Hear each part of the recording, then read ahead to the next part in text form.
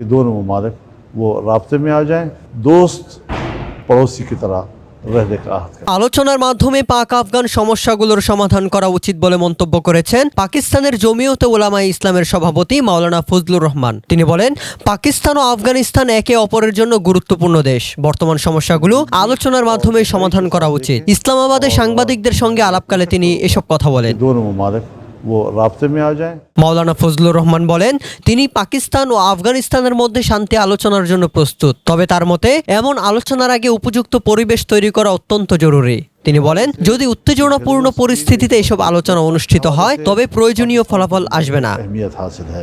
তিনি আরো বলেন, যুদ্ধবিরতির পর এখন প্রচার ও বাকযুদ্ধেরও অবসান ঘটানো প্রয়োজন। इंतहाई तहम्मुल